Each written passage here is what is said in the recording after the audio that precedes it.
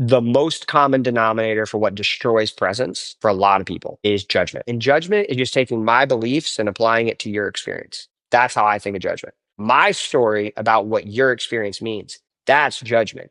And for a lot of people, you got to watch out. You might start labeling them with their experience with principles, but they're at a different part of the story than where you're at.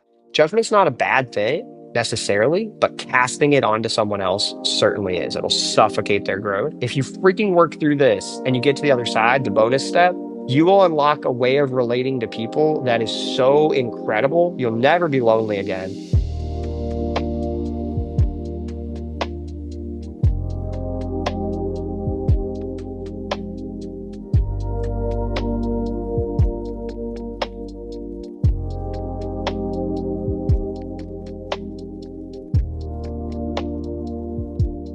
All right, everybody. Well, welcome to the Wealthy Creatives Podcast. I'm super excited to be sitting down with Dr. Mark Matthews. You are a new friend. We met in Dan Martell's elite coaching group. Mark is a high-performance coach and has a PhD in psychology and focuses on the foundational principles of identity and social influence. And your story of experiencing some profound loss when you were younger is really kind of the baseboard for not only your career, but also what makes you passionate about how you serve the people that you serve. And you bring that into your practical performance systems for founders and business owners who are trying to build something real without burning out. That is super near and dear to my heart, which is why I'm excited that we're going to be talking today. Mark, I'm going to turn it over to you. What I would love for you to do is maybe for somebody who's listening that's never met you before, that doesn't know anything about you, maybe give me a little bit of your origin story and just your background and how that's brought you to where you are today. Absolutely, my man. It's great to be here with you and obviously new friends, but fast friends. We connected over our desire to see people truly live into who they want to be and create something that they can do with that. And so for me, my origin story, it's a classic tale. It's one we read about in so many stories where I was born to people who loved me, believed in me, cared for me, a mom and dad who really, really saw me as a miracle in their life. They had me late in their life. I had two older brothers and I was this beautiful miracle child. And then like every great story, right, it gets ripped away. And so the big challenge for me is that my parents, while they loved me, love is never enough to help somebody grow. And they had demons and they had pain and they had suffering that they had had for so many years that tormented them and that they tried to avoid. They never learned how to turn it into a true calling. And ultimately for them, they faced a consequence that is far worse than most people do. But especially my mom, she ultimately passed away when I was 9 years old.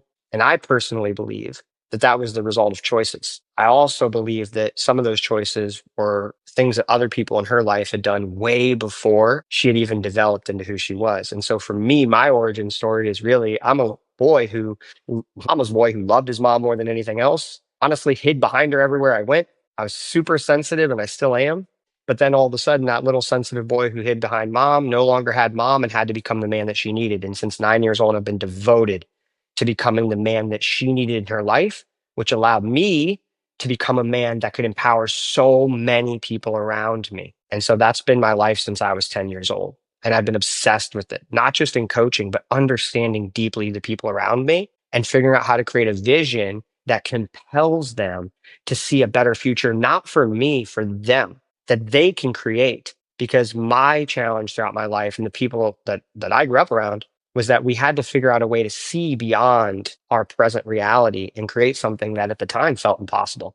So that's my origin story. Yeah, as someone who also had a lot of family death at a young age, something that I find super curious is as an adult and as you look back, and a big part of your story is the absence of this parental figure in your life. How do you feel like that has shaped you even in your decision-making processes, or you hinted at it when you said becoming the man that she needed? I think about that a lot for my dad. My dad passed when I was early 20s, still in college. And before I really had an opportunity to ask him all those questions that like a true adult would need help asking, I don't think I'd ever had a quote unquote like real job that I was interviewing for until after my dad passed. And so I remember when I started hitting milestones in my life, the grief process, as well as the influence of that parent after the fact, after they had passed away, was, I think, a unique part of my story. And a lot of folks who still have their parents in their life, they don't know what that feels like or what that's like. I'm curious, what's been your experience for you losing your mother at such a young age? How do you see that showing up still in your life today? Every single person has something that they are craving that they are missing. Every single person. And that's actually the unique thread throughout the common human experience, is that we all live in a gap all the time. And you know this because when you're lacking something you need, you can feel it desperately. And you either try to get exactly what you need or you get a substitute that compensates for it. And so everybody has something they're missing. Even when you get massively successful, what happens is you meet all your needs, but then the needs of other people become your needs because you start to become even more human. And so you're always in a gap in life because it's either the pain of you or the pain of the ones you love. And the good news is that the more you meet those needs, the more you care about more people beyond you. And so losing my mom when I was 9 is something we all face. But the good news is it was a need that I needed so badly that there was no compensation that was going to fix. I got lucky because I attributed my mom's death to my responsibility. And most people would be like, that's a terrible thing. And early in the first arc of my life, it was tormenting. Every little thing you hear as a child, you start to internalize. So when I heard you're too much to handle, you're crazy, you're wild, you're out of control, I assumed I stressed my mom out so much because I was so chaotic and nuts as a kid or too energetic that I literally killed her. That's incredibly painful for a child. But the thing is, that was only the beginning of the interpretation of the story. In life, we're not here to have the right story. We're here to create it. And so it was a great origin because I then believed that if I changed, if I grew, if I became a more really powerful, centered man, a leader, then my mom would be here. Now, the truth is, I'm well aware if people hear this, depending where you're at in your story, you might be like, no, no, no, like you were 9. It's not your fault. I know.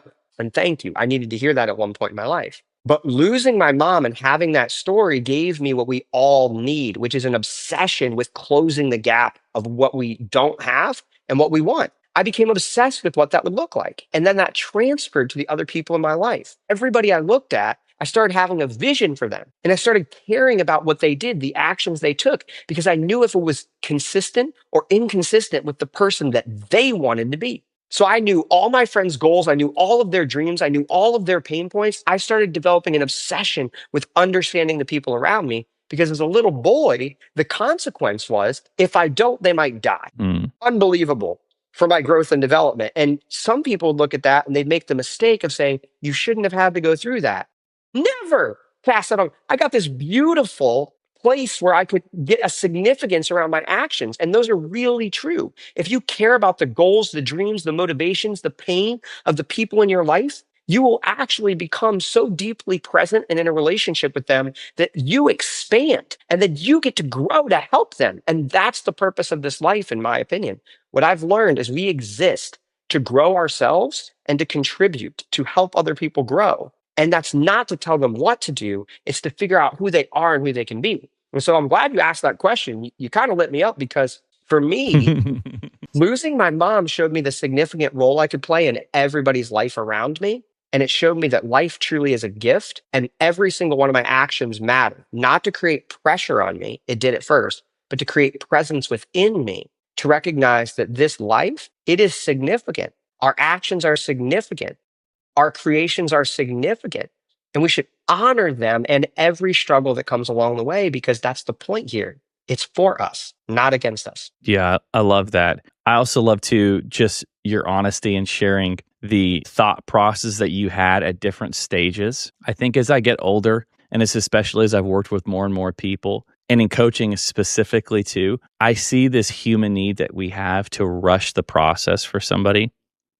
Like somebody will share their story and we'll hear something that maybe the point we're at in our maturity or maybe our ignorance, we want to change. But those moments are so necessary in order to move and navigate through those seasons of life. Almost like riding a bicycle, you need the training wheels, but if you've been riding a bike forever, you're like, take the training wheels off. Well, that person needs them right now. And so like each one of those processes along the way, even if they're not the long-term process that needs to exist in our mind or the framework that we need to keep, it's a necessary part of moving through each one of those seasons. And there's brilliant people out there who've written on grief, and I don't pretend to be an expert on grief, but I definitely see that when other people try to journey next to somebody who's grieving, there is this desire to make sense of their world for them in some kind of way that dismantles what they're going through in the moment. And then also, I feel like just dishonors the person. Like, let the person be on their journey and make sense of this season that they've been placed in at a rate they can receive,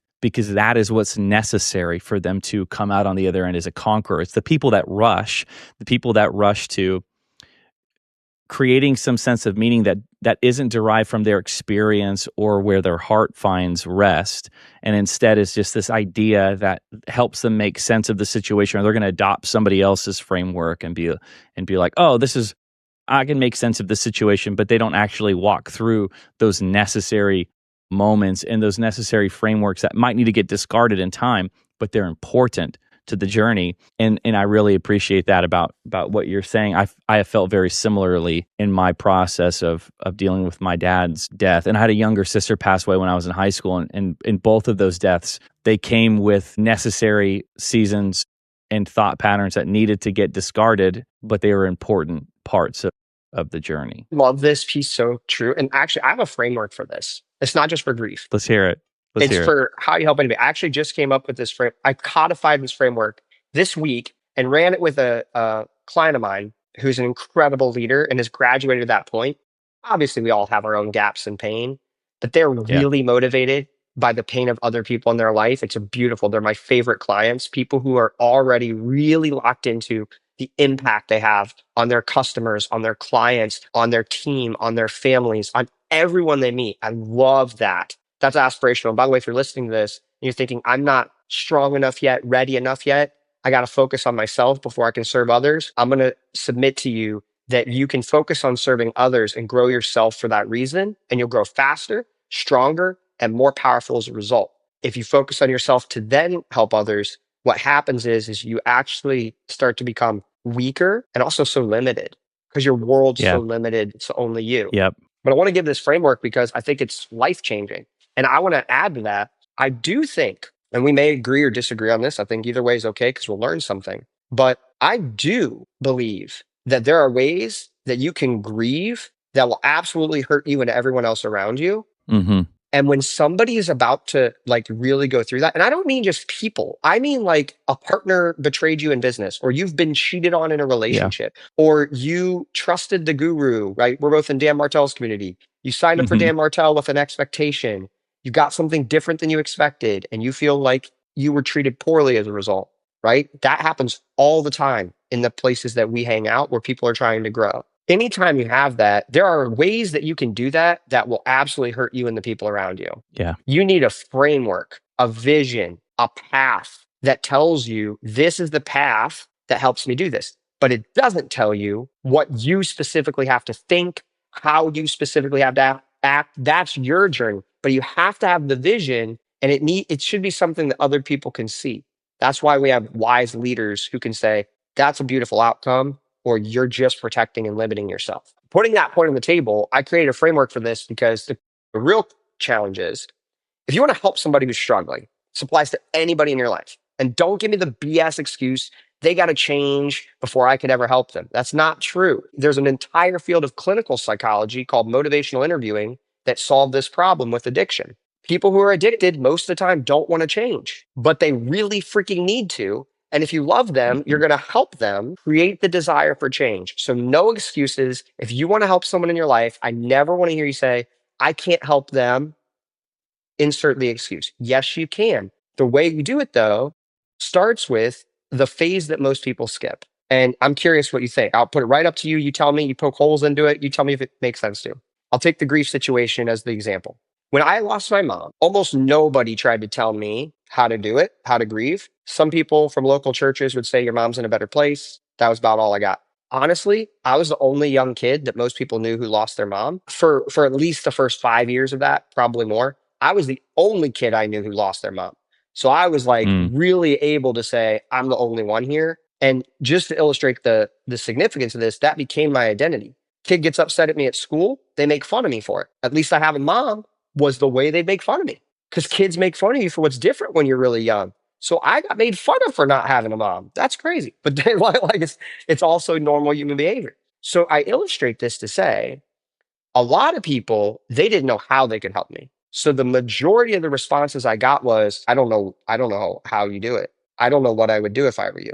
All I got as a kid all the time was, I don't know what I would do. And the thing is just like you don't want to go in and tell people how to grieve or tell them what they need to be doing or specifically try to tell them like this is what you need to do. Some people want that. You don't want to do that, but you also don't want to pretend like you can't understand. That's not true. You can understand my pain. I can understand your pain. If I'm not saying you have to go through the experience, but this is a problem in our culture. People think you have to have the same experience to understand each other. That's ridiculous. And if that were true, diversity in any way, shape, and form wouldn't be very helpful because I haven't had your yeah. experience, so you can't teach me anything. That would be silly. It's a mistake. So I'll give you the first phase. The first phase is you have to enter their world. If you want to help somebody in any way, shape, or form, you have to be able to enter their world and you have to be able to create what I call deep presence, a presence where it feels like they have actually stepped into your world with you. And I have a framework for this because presence isn't a skill. Presence is an emergent outcome that has several skills that get you there.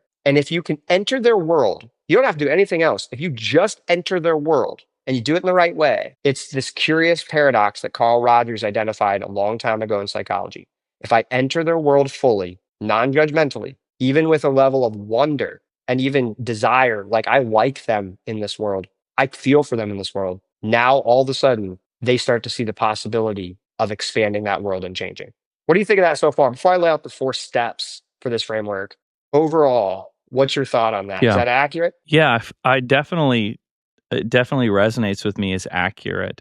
I really like what you said about presence isn't a skill. I think that is probably something for folks to even just sit on that statement for a second, because a lot of times we think we have to be equipped in order to handle all the objections or handle what they're saying, or I don't know how, I don't know what to say. Well, presence doesn't require you saying anything. Presence might just be being present, being willing to enter into the world without the answers, which isn't a skill. It's a willingness to be. And anytime you enter into a place where there's a willingness to being versus a willingness to do, I think that's where real change can occur. So I already love where you're going. And it kind of reminds me of the beginning of a lot of change management strategies where awareness is usually always the first step before you move anywhere to action. Awareness is the key element to pursuing any amount of change. And awareness feels the most like care to me as well. Because if I'm going to make somebody aware or I'm going to build my own awareness, I have to learn them. And we don't learn about things we don't care about. I don't care how a rocket works. So I don't need to know. I just know it goes up into the sky. But when I care about something, and you and I probably both have interests and passions and hobbies that we go like delve deep into, when you care about something or people in our life, it demands more than just a cursory knowledge. It demands dedication to really knowing and understanding. And so, yeah, I'm already on board with what you're saying. I love this so much. I love the way you put that too. It even expands where if I can step into your world, I love how you said that. This is hard work because most Hmm. people, like my Instagram tag is at face my fear. And I got that early when Instagram first started. And I created an Instagram and I thought to You're myself, lucky. I You love got it, it right? early. I love it because I was like a kid and Instagram came out. I was like young, like teenager maybe. And I was like, okay, Instagram's been out for a long time. It's just now everybody uses it. But I was like, what is the message I want to share with the world? And if I could give one thing, it's to face your fear. And so I'm going to show for the rest of my life a man who always faces his fear. And the interesting thing is, face your fear doesn't mean I do so much action that my fears can never catch up with me.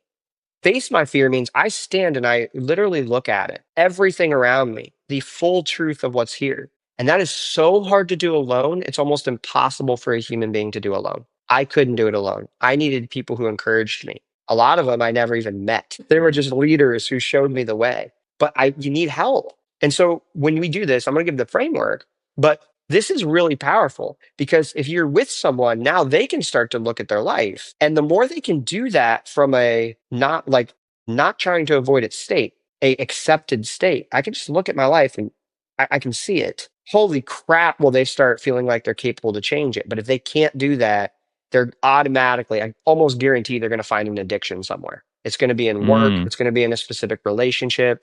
It's going to be something, even consumption of media in business. A lot of people are building their business. That's their obsession, their addiction, and they're running away from it. And so I'll just lay this framework out and tell me what you think. But the first thing, people like, I'll take everybody to this always because it's what most leaders avoid and it caps us, especially in your business. Like if you're listening to this, take everything we're saying and say, how does it apply to my business or my creation? It'll work. You have to have a vision. You have to have a vision for what you're going to do. So I call this setting an intention. And before everything I ever do in my life, job one, what's my intention? And that's a decision. That's a leadership choice. So if I know somebody, like for instance, I know somebody who just lost someone, right? Actually, my fiance, she just lost her grandpa like 3 nights ago, right? And I know when that happens, this is a fascinating story. People in her life who told her had no idea how to tell her and how to have the conversation. And they created so much anxiety and fear around it to tell her. And they almost act like they were doing a bad thing to tell her. It was a mess. They have no idea how to do it. They haven't been through this enough. They haven't really seen how it goes well or not well. And so I knew the second I heard it, I knew what intention to create. I'm not going to say a bunch of words. I'm not going to do a whole bunch of stuff. My intention is to be with her. And here's the key piece. Her experience matters more than my agenda every time. By the way, if you're in a romantic relationship, I recommend you take this 100% of the time and your agenda will come to fruition more often with less resistance, by the way. But your experience, even your experience is more important than my agenda. That's my intention always. So I'm going to be here with you. That's intentional when I'm trying to be present. Most people, if you're listening to this, I just score yourself 1 to 10. Like, to what extent did I create the intention to be with them and to let my agenda go?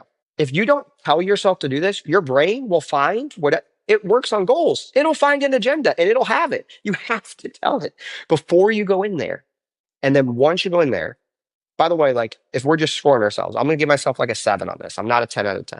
I'm getting better. But like if you were to put it up, like this podcast, where would you put yourself? Intention to like be in here and be with me in this first phase. Where do you think you'd put? Did you have an intention before you stepped in here? I'm calling you out if you didn't. It's okay. yeah, I did, but I'll say actually, I had to intentionally pause about 10 minutes before we got on to focus on my intention. So there was a lot of setup and technology that I had to do, changing spaces from where I planned for us to have our conversation. And so I looked at the clock and I was like, I have 10 seconds. And that's when I just went through a little routine that I have to be like, okay, so what am I here to do? What is my plan? Less so, what is my plan? And I was like, okay, let me remind myself who Mark is. So yeah, I would say I would prefer to come into with more of a place of rest than 10 minutes. Maybe I'll grade myself a 6 or a 7 with you. Love that. Like the same, like I do prep for this. I think about who in your audience might listen to this because we're here for your audience. We're here for whoever listens to this. And what they're going to benefit the most from is a real conversation that produces real things that they can use in their life. That's a good one. Thank you for setting the intention. I did too. And the second piece of this that destroys most of us. This is where most people believe their biggest constraint is, but they didn't even set the intention. So if you didn't set the intention, and I literally mean make this reflexive, it's not a deep dive process and an essay for every moment. It's a one, sentence in your head that you anchor in. My intention is to boom. And then as you get better at this, you'll figure out what intentions were better. I should have had a different intention. So set your intention, but then the second piece, you got to focus.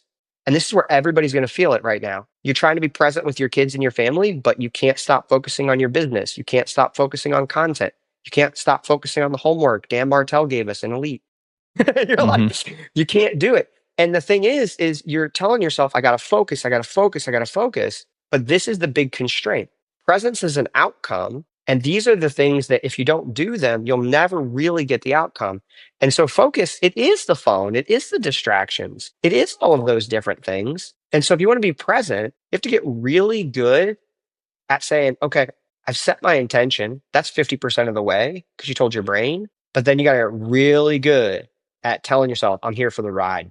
Don't care how long it takes. Tony Robbins is like the best at this. Tony is famous for like going on Tony time, and Tony will like show up to things. He tells people in advance, like, it's Tony time because he prioritizes presence over punctuality. Most people hear that and they're like, that's just an excuse because he's not trying to be That's going to make punctual, right? a lot of people mad. Yeah, this is huge. It's gonna make people whose top need right now is to be certain of things because they're trying to control. It's gonna make them mad and they're gonna feel resentful because they spend all their time trying to do that. But with my fiance, my love of my, there are gonna be days where I'm not gonna be like, yeah, cut off the emotional moment at breakfast because it's time to get to work. I'm not gonna do that. I'm building my life a different way. We work very hard and very intentionally, but when those moments manifest, I set that intention and I'm there, baby. And so what you have to get really good at doing is stop trying to put a timer on it. You can't Pomodoro technique your presence. And that piece for people is going to feel like, what? But I promise you, the moments where you're most present in someone's life when it's significant, if you prioritize this, you'll have moments that feel so meaningful. Every week will feel like a whole lifetime. That's what it feels like. As a coach, my coaching sessions feel like that. I do end them at an hour usually, but I'm not thinking in that way. I'm so good at getting present that time starts to go fast. And when you do it with one person, the more present you are with a person, the faster they'll let you in. Because that's a whole nother story of how do you let people into your world? That's like the whole other side.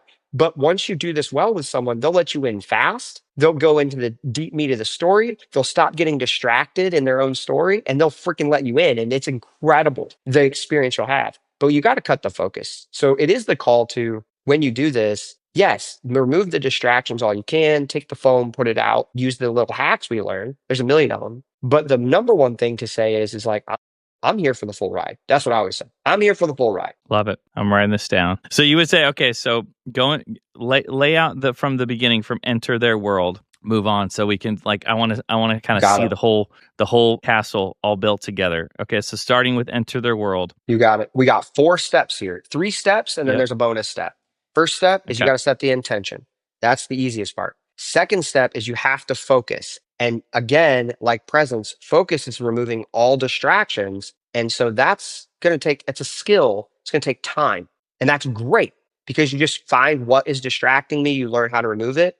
I could give you tons of ways to do it, but just know the more you focus, the more likely you are to achieve presence, deep presence. Here's a third piece. And this is the piece where most of my clients, when they're already like have a 6-figure company, or maybe they've hit the $1 million mark, or they have a very good relationship, but it's not great. It's good, but not passionate. Focus is a big one. But this is the one, especially in our society right now, this is the one thing I have found the most common denominator for what destroys presence. And it especially destroys presence when you meet people for the first time. It destroys your sales calls for a lot of people, is judgment. You need acceptance if you're going to have presence. So you've entered their world. And remember, if you've set this intention and you focus, they're deciding now whether they're going to let you fully into their world. And most people, I'm pretty open because I've just had so many deep present moments with so many different people. I'm not afraid for someone to come in my world and judge me because I know how to handle that, but most people are. So that's not going to work with most people. If you judge them in any way, and judgment is just taking my beliefs and applying it to your experience.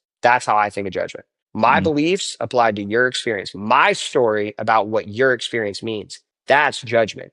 And for a lot of people, especially if you happen to be a person of faith, you got to watch out because you might find yourself in moral judgment. You might start labeling them with their experience with principles, but they're at a different part of the story than where you're at, and they're in a different context than when you're at, and you start putting principles on top of someone's experience, you start putting your beliefs, you're going to destroy your ability to be present with them because now you're overlaying your life with theirs. You're not present. And Yeah. I love leaders who admit this because honestly, when I ask people and I've created presence with them, right? I can't do this in session 1 most of the time. But when we're a couple sessions in and they've got some wins, but also awareness, they start to trust me. The moment we start to work through this piece, and I've been working non-judgment in over 1,000 sessions in the last couple of years, this is where people are like, yeah, I'm crazy judgmental. Like they'll be like, I'm like maxing out the scale on judgment. A lot of times they'll tell me, especially men, they'll be like, well, my mind is full of the judgments. I walk away, I have the judgments. I'm thinking, why don't you just do this? Obviously, you're getting Mm-hmm. this result because of what you're doing. Like it's a lot of Mm, that. And this is for men also with your wives where you're trying to problem solve. It's the judgment. You're not in their world. So you think you're applying a solution, but you're not in their world. You're not seeing it from where they're at. And so it's the judgments that cause you to want to solve right away. Judgment's not a bad thing necessarily, but casting it onto someone else certainly is. It'll suffocate their growth. And so that's where I would say this is probably the place where most people are really at. And this is where, if they haven't moved through it enough in the cycle, they'll probably stay at focus because they'll be like, I don't want to get to here. But you can get focused. And as soon as you hit judgment, if you freaking work through this and you get to the other side, the bonus step, you will unlock a way of relating to people that is so incredible. You'll never be lonely again. You'll be able to connect with any single person you meet in your entire life. But if you haven't gone through the judgment to get there, which is actually vulnerable for you, your judgments make you feel safe because you can put a box around their story and say, the bad thing that happened to them won't happen to me because my principle, my belief. But you got to suspend that and be in that with them and feel that with them. And that's hard. But if you do that, you'll connect with them and then you'll start to see there was nothing to really be afraid of there. I think we should stop there for a second and talk about judgment. I'm curious, where do you think this human need is derived? The need to judge? I would say that's my first question. And maybe a caveat to that question is maybe what are some internal markers somebody can pay attention to know that they are judging? Because often when we're in a place of judging, we are the best at wrapping what we're doing in some kind of language of care, in some kind of wrapper that makes us feel good about what we're doing. Maybe what are some markers that could be almost like the thermometer gauge for somebody of, oh gosh, I'm judging here, as opposed to I'm just caring. I'm speaking truth. Being in religious circles for a long time, these are the conversations I usually have with people in the church or fellow Christians who want to quote unquote encourage, but their encouragement is more judgment than it is actually instilling courage in somebody else. This is so powerful because, so first of all, something to note, all great religions, and I've had clients across every single major religion and several interesting minor religions. And I know how important it is. If I serve a client, my favorite thing is get a client with a new background. I got to learn their background. The only way to truly influence someone is to know what they're being influenced by. So I have this not just in school, but my life. I meet someone who's Hindu, bam, teach me everything I can learn about Hinduism from your perspective. I'll go out, I'll learn it. And all of them come to this conclusion that we have to learn to become non-judgmental of other people. In Christian circles, that is an obvious call. We all know this, yet we'll turn right around and do it. And I love how you ask that. It's like, why do we have this need to judge, right? Mm-hmm. Here's what I'm going to say to that. We don't have a need to judge, but we do have a need for certainty. And when someone starts expressing their experience, we might start to question some of our own beliefs even. In fact, I'll give you an example. People, our biggest challenge is human beings in general. This comes from my psychology background, is that we have these human biases that protect our sense of certainty about our life, about ourselves, because it's scary. If we're uncertain, we want to solve the problem. And some problems are so big and so uncertain that's really hard to contend with. Just go talk to the philosophy students. They're all messed up. Oh, they've all had a big battle with nihilism. They've all Yeah. wondered if anything's meaningful. I mean, it's a mess. And theology, too, you'll find it. And that's good because you're trying to make sense of the uncertainty. That's where it takes creativity, but also you got to have vision for what would be a good outcome. We don't have a need to judge. We have a need for certainty. Here's what'll screw you up. If you actually suspend your judgment, people might say things or tell you about their experience and it won't make sense to you. And here's a great example. Roughly 50% of the world, people, if you sample them, believe we live in a just world. They believe that if you do good things, you will have good outcomes. That is patently false and even biblically shown to be false. Like Mm-hmm. 100%. That is not true. It's called just world beliefs and it's a terrible pattern. But what it does is it says, bad thing happened to this person. They must have done something to deserve it. And that then tells me, as long as I don't do bad things, that won't happen to me. As long as I'm healthy, I won't get cancer. As long as I am honest, I won't get cheated on as long as that's not Yeah. true. And you won't dispel that belief until you have something that breaks your freaking world. Luckily, that happened to me so early. I didn't develop Yeah. this belief. Super helpful. So I'm just going to click on that. When you suspend judgment, we have a need for certainty. So you've got to figure out, how can I enter in their world? But you got to be open to the realization you might actually change your beliefs if you do that. There's a real risk here.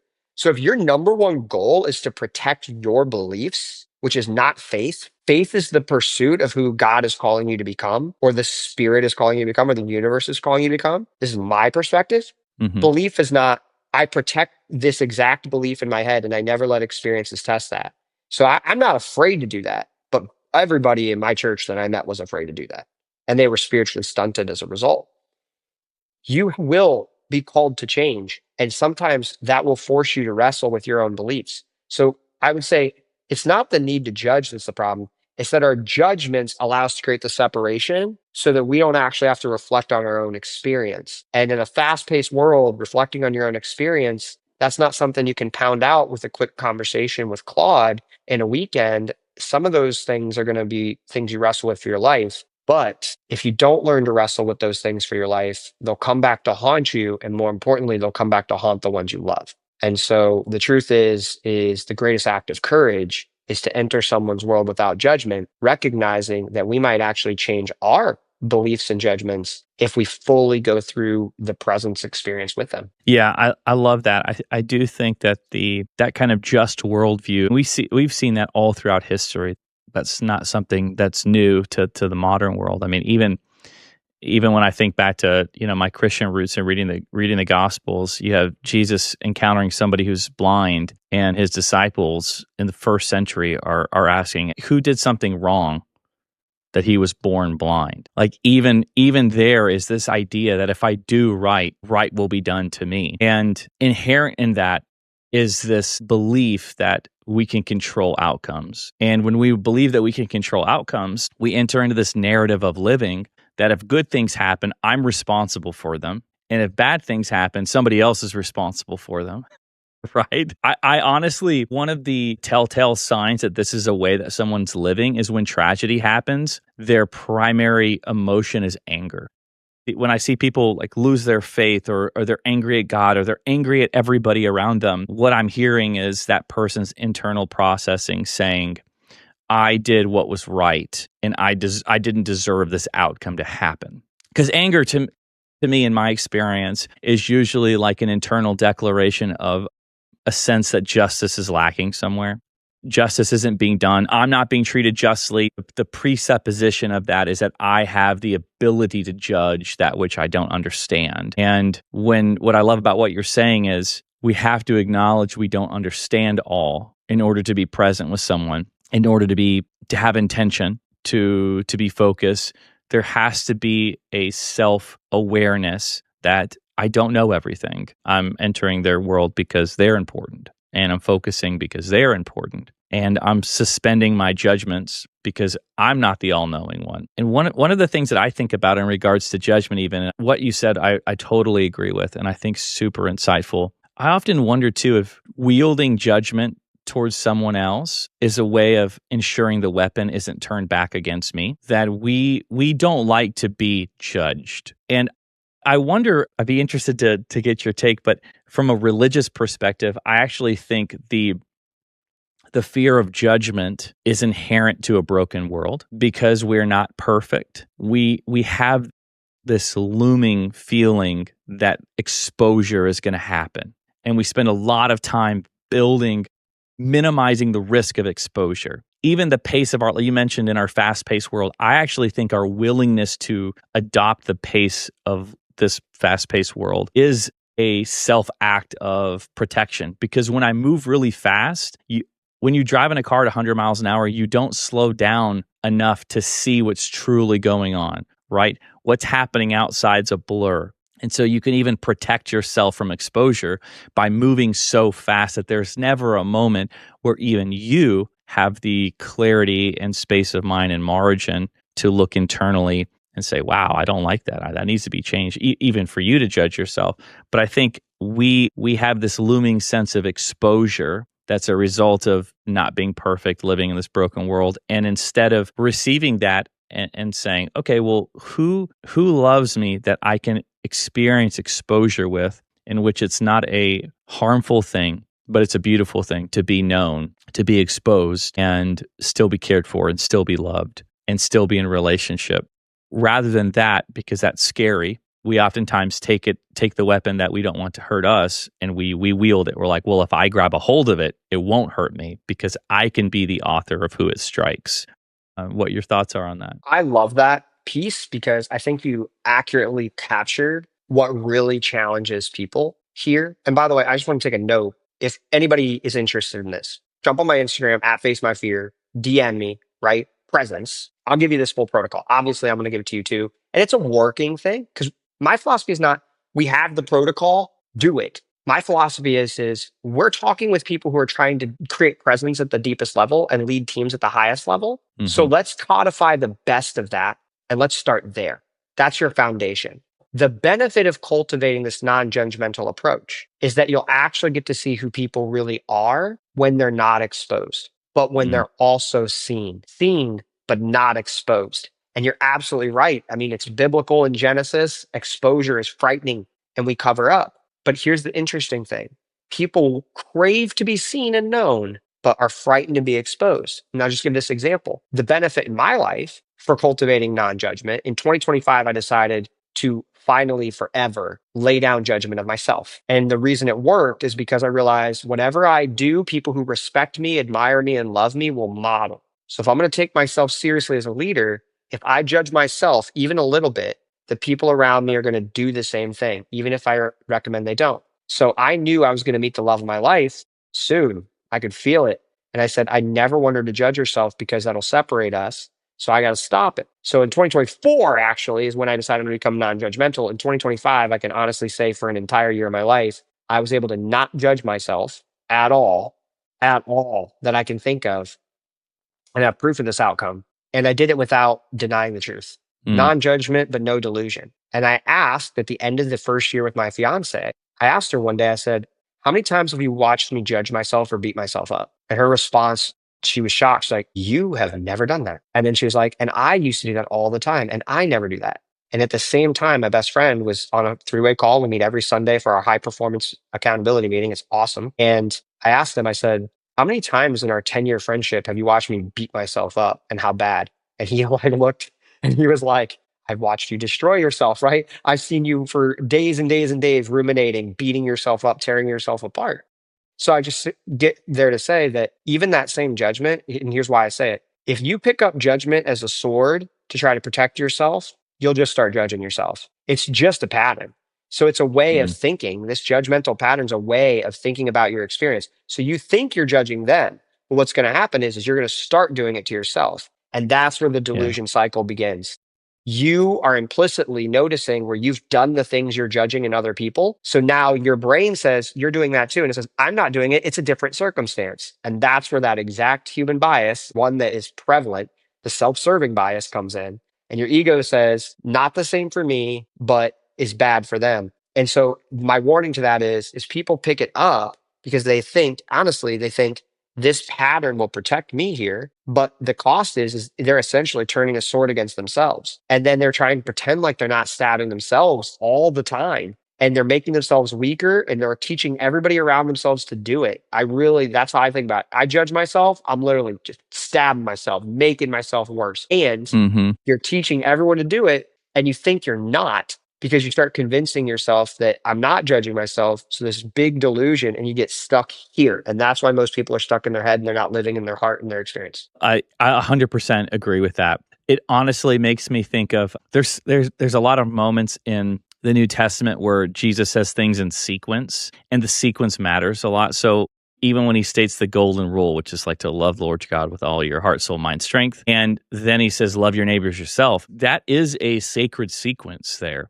That actually, it's not just that he says, do this and then do this, but that is actually the sequence by which we live. What is happening, where our heart, soul, strength, where our love is, that overflows into how we care for others, right? So if if the object of my love, that I'm pouring all my strength, mind, soul, everything into is me, then when I go to care for others, I bring that into the equation, right? And in John 15, Jesus lays out this in the whole passage. He has this great moment where he begins by saying, "Hey, abide with me. Apart from me, you can do nothing." When you abide with me, you bear fruit. And then he says right under that, he says, greater has none than this, and he who lays down his life for his friends. And then he turns to his disciples and says, I call you friends, by the way, as he's on a side note, literally going to die for his friends. And at the very end, he says that your life will then testify to the goodness that I've taught you. So that sequence matters. So what I love about what you're saying is, as my brain is keeping up and making connections, is that the sequence there is so important that by you not doing that to yourself, what happened is that the overflow of that was that another person was able to model and to be led by the same Spirit, right? The overflow of that abiding presence of, hey, I'm going to have open hands in regards to doing this work internally, as opposed to, I don't want to do that hard work. I don't want to hug the cactus, right? That is what the overflow of that work is, what enabled someone else to be led likewise. And it reminded me immediately of, and you mentioned it in your response, of basically the fall of man in Genesis.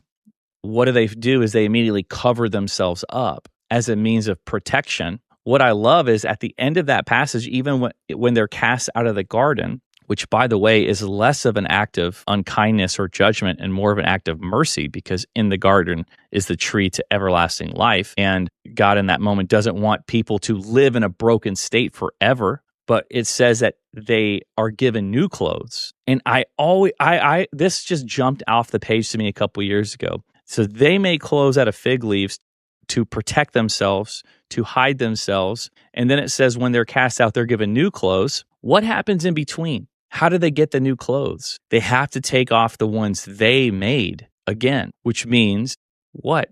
The very thing they were trying to avoid is what was necessary to get the new, better clothes. And I think the key part of that passage, and it ties all the way back to John 15, the beginning of what I was saying, is that I think in that relationship with God was the only truly safe space for, I can be truly exposed, but I'm also truly cared for and loved. And this might be the one place where that's truly possible. But as a result, as the overflow of that, my life can bear fruit.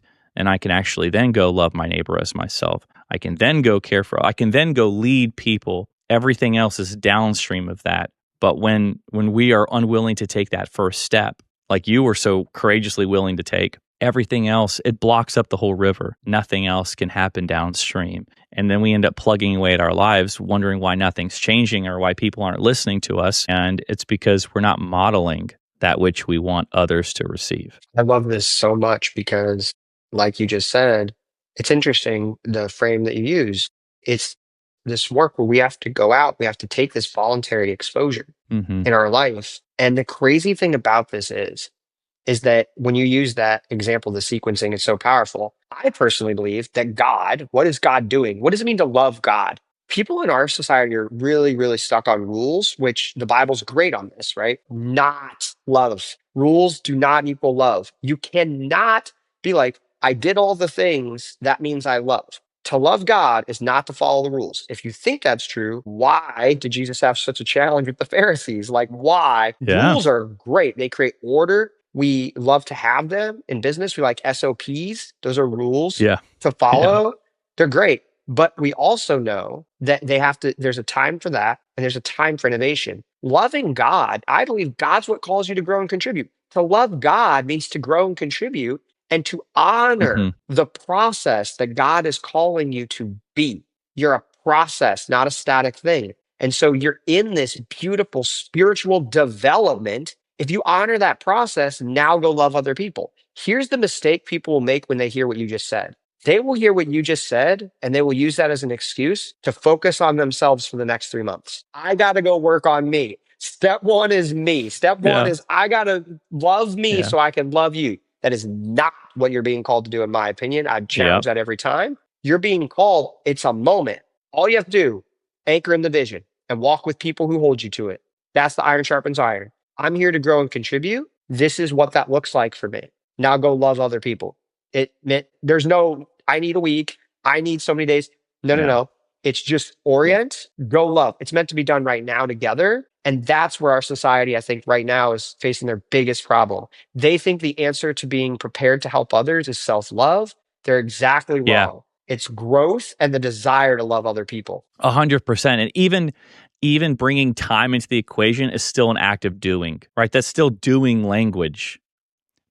But what is time? Time is, we measure time with light traveling a specific distance. We literally measure time with doing. And the difference between doing and being is that being does not require time.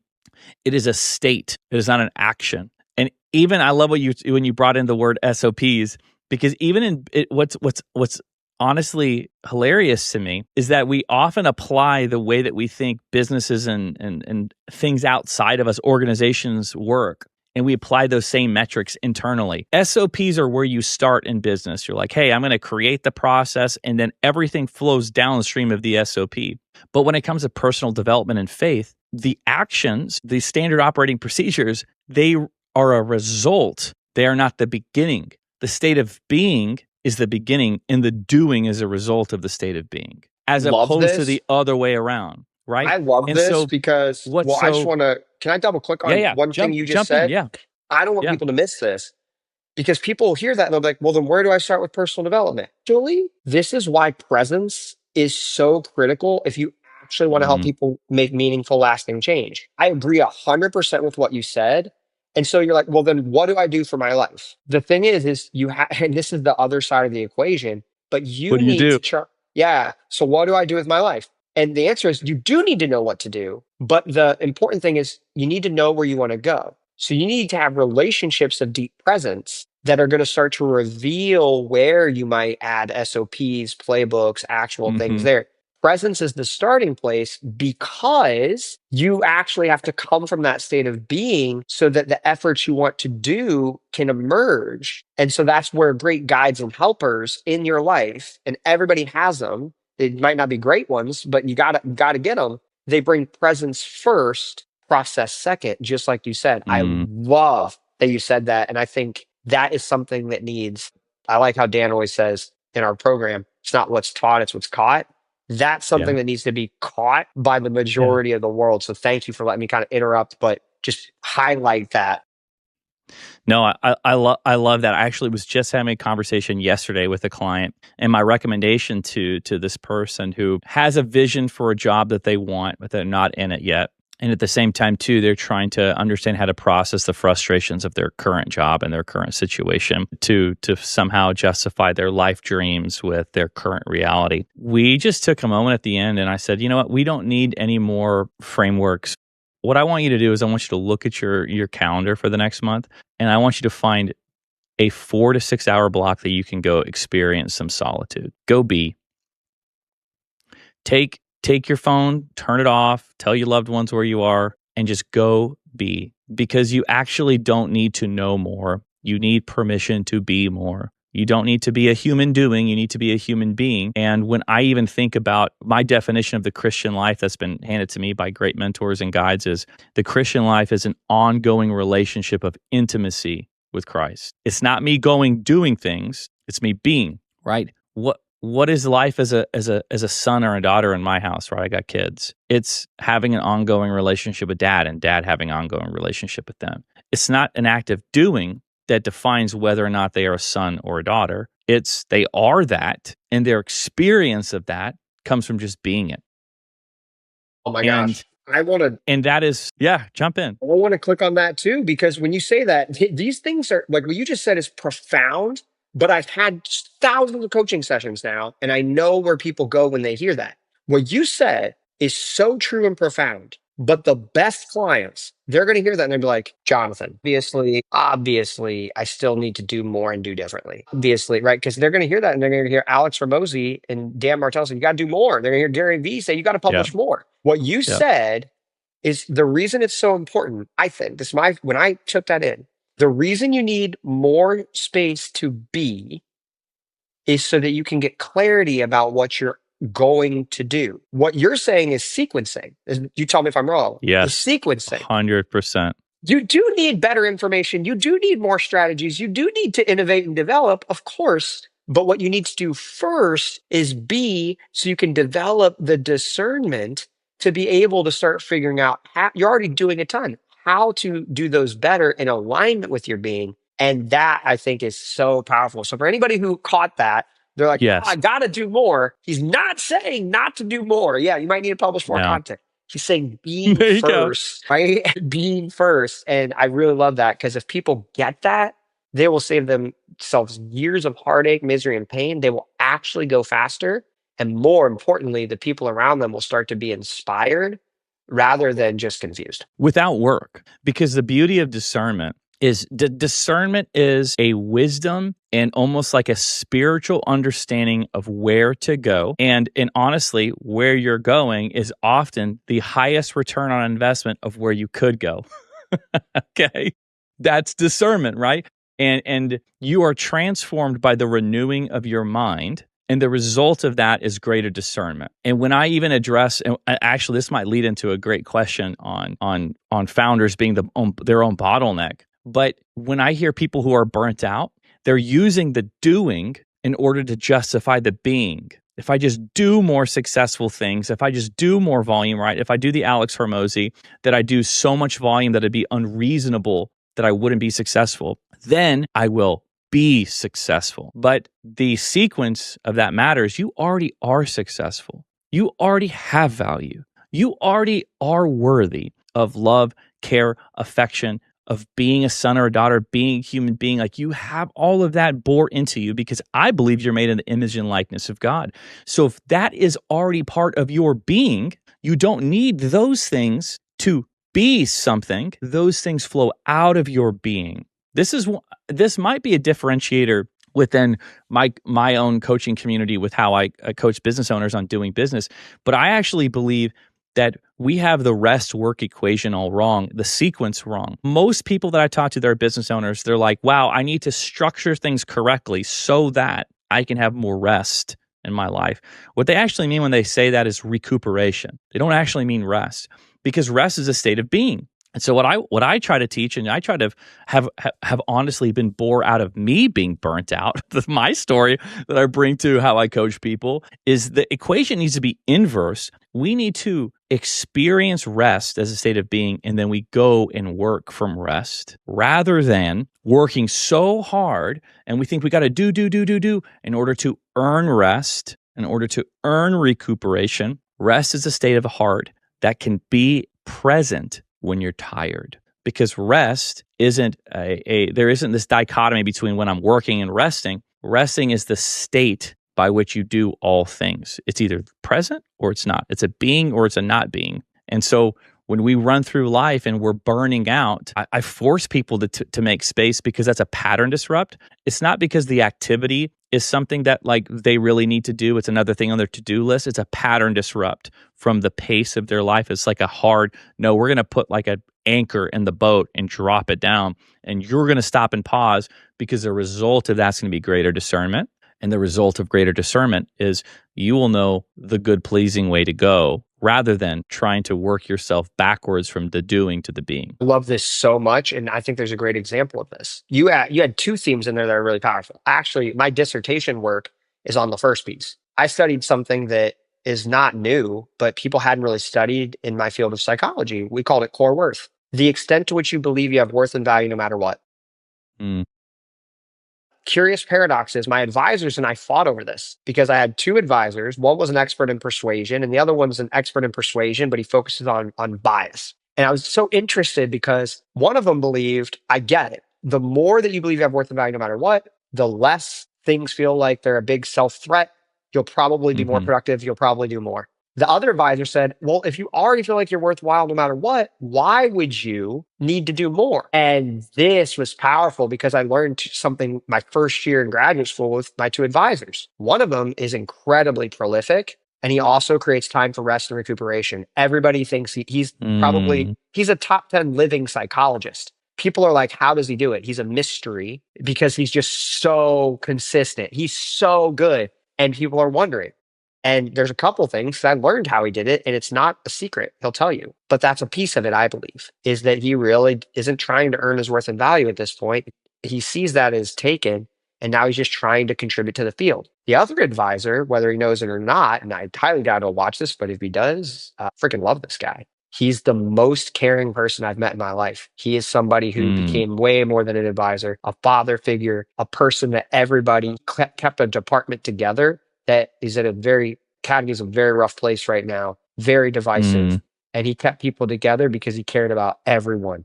He had themes like every student who wants to do research, we find a way for them in a busy research university. He was so giving and caring and unbelievably wedded to that. But what I don't think he's seen is that that has been his path to worth. mm, And I watched him personally get transformed as we worked on these projects and we talked through and we found evidence of how people who had higher core worth, they believe they have worth and value no matter what.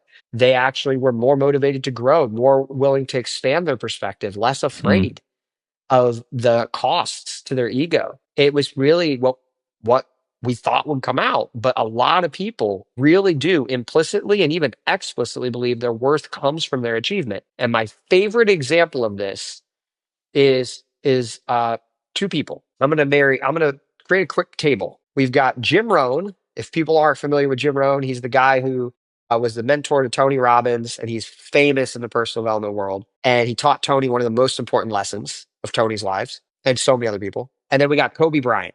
So we got Jim Rohn and we got Kobe Bryant. All right. And the thing about Kobe Bryant is you'd say he's the most incredible competitor in basketball. If you don't know mhm. basketball, this guy has a they called him Mamba mentality. He's the most competitive. He's incredible. Yep. I'm going to do something crazy. I think you're going to love this to illustrate what you just did for people. Jim Rohn made an important contribution to Tony's life, where Tony grew up poor. And he asked Jim Rohn, he's like, why is it that such good people will just be broke? Mhm. And Jim made this one key point. Everybody listening, you need to understand this because if you don't understand this, you will be in big, big trouble and you'll develop resentment or you won't win in business. Everybody has worth and value as a person. I believe that. Or worth. What you described, we all have that. I believe that's true. And if you don't believe that, message me on Instagram and say core worth or say worth and I'll build something to help you show. But we have an intervention that helps people walk through this, just walk through this question. At the end, they emerge and they see it. It's not a trick. It's not selling you how to do core worth. I just want you to understand that if you ask the right questions, you'll probably come to that conclusion. Mhm. But Jim said that everybody has worth and value as a person, but our worth and value in the marketplace, we're all different. And that is dependent on the value you add.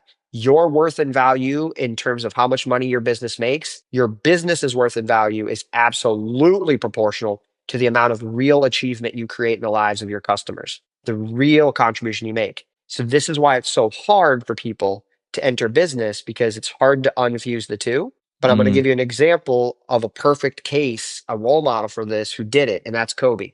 I'm not sure if you're familiar, but when Kobe Bryant was young, he played in a Euro League, and his dad was a great basketball player. And this interview is actually Kobe Bryant and Lewis House. So if you want to see this, you can go watch this interview. I saw this interview, I'll never unsee it. Kobe's talking about this league that he played in as a young kid, and he really wanted to get good at basketball, but he sucked. He went through the entire season and he didn't score a single point. Most people don't know this about Kobe. If you've heard this story, listen in because this is where the lesson really applies. He goes a whole season, he played, he didn't sit the bench, and he didn't score a single point. He tried, he took shots, nothing. And he gets to the end of that season, and his dad said something to him that changed his life forever and made him the most ruthless competitor, but the most centered person. His dad said to him, Kobe, whether you score 0 or 100, I'm going to love you no matter what. I'm going to love you the same. And mm, he validated that core worth of Kobe and showed him you can't earn my love with more points or being the best at basketball, but you can't lose it by being worse. Parents, you think if this is not explicit to your children and your children are driven by achievement, they will resent the achievement if you do not get this mm, lesson in. It will destroy them. And I'm not increasing the cost artificially. It will destroy them. I work with those people. It's a mess, but you can flip it when you develop this. And Kobe goes on to be one of the best basketball players of all time, goes on to do even more as soon as he retires. And oh my gosh, RIP to a legend, but he was on fire in everything he did. But he understood this difference Jim Rohn taught.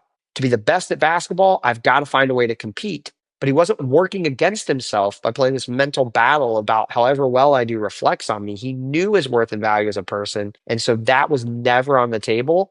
And he was able to compete and train and actually live in a way that most people don't because he had the rest that you're telling people to cultivate in their lives. Yeah. Yeah. I love that 100%. It makes me think of one of my favorite stories that my mentor, Sean, he teaches this all the time because it was a powerful moment in his life. His son got into gymnastics, and his gymnastics coach had gone to the Olympics. She was like really great. And his son is training, as a kid, he's doing gymnastics and he's learning to tumble and this and that. He was apparently really good at it. And my mentor, Sean, he says that at one of his meets, his son Eli does this exercise that goes terribly wrong. And he totally screws up the landing. And the teacher calls his name out and beckons him to come over. And so my mentor, Sean's sitting close enough to where the teacher was that when his son comes up, he's like wondering like, oh man, he's going to get in trouble. He did something wrong. And she's like, Eli, come here. You're not in trouble. You're in training. And that phrase stuck with Sean. He said he started crying in the gym. He's like, I felt like such an idiot. I'm sitting there crying. But he realized as he had been on his journey of undoing this kind of performance-based living where his performance was directly connected to his value, that in that moment, that sentence made him realize and even spiritually reflect and say, wow, even my relationship, how I've seen my relationship with God has been built on me not being in trouble. But hearing that you're not in trouble, you're in training, resonated on a level that was so deep. He's like, I have permission to try and permission to fail because my state isn't based on my results. I'm in training. And that's like relationship, right? I'm in relationship. I'm learning.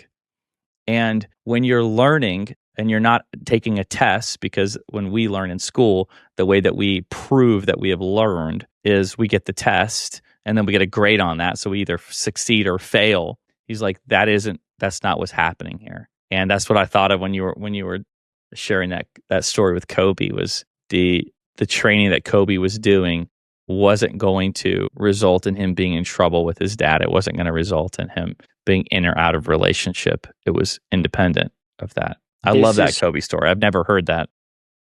my gosh, once I heard it, that's when I understood. And I love what you put there. It's like, and I just want to reiterate this to remind people because your brain it naturally tends to create like black and white thinking sometimes, or Mm-hmm.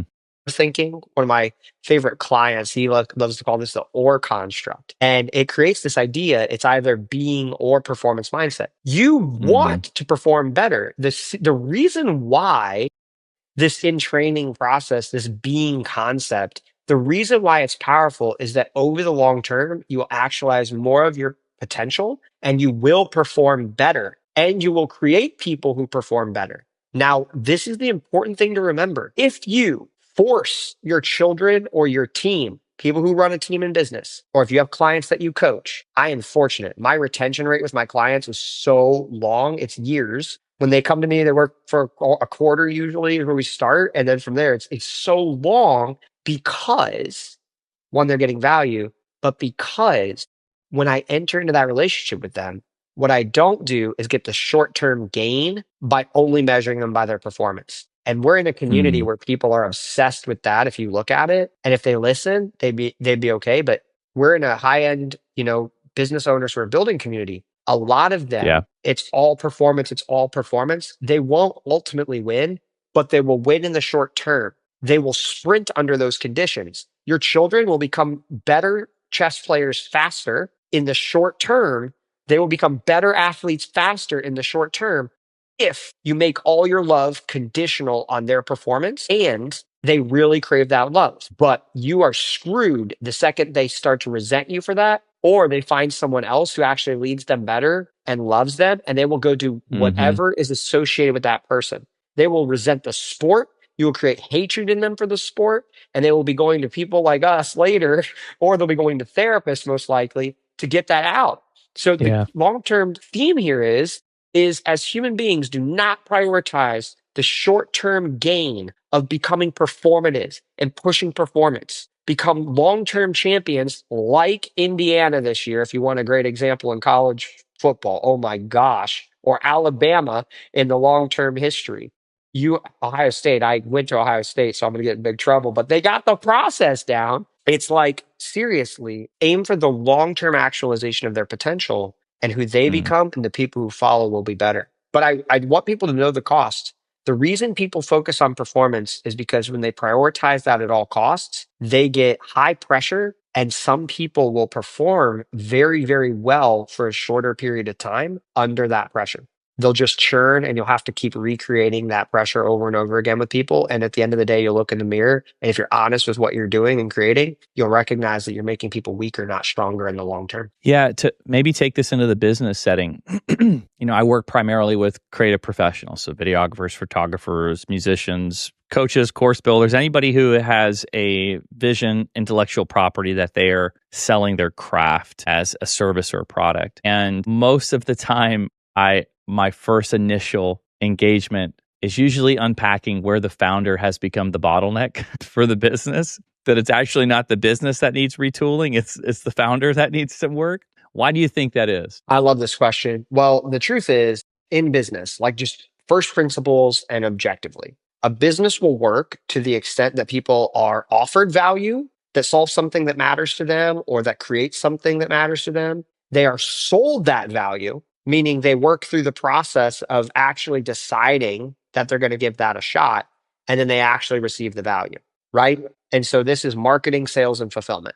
That's literally it. And so every business will work to the extent that it does that. You could have a thriving business and be a freaking mess. You could be like really a mess, and you can have a thriving business. So this is why I like Alex Hormozy's take on this. Like Mm-hmm. the concrete operations to make a business work, those exist regardless. You could be the most flawed person and crush it if you get those right. The problem is those are all dynamic systems, and it's really hard to get that right when the founder is in charge of making those decisions. And so what makes that work is somebody who can develop enough presence with the customers to understand the offer that matters, actually develop enough with the team, or if they don't have a team yet, if you're a solopreneur, you're working your way up, you have to do all of that. And if you don't have the leadership skills to do any of those well and execute on those well, especially sales is usually the bottleneck, but most people don't get enough shots on goal to figure that out.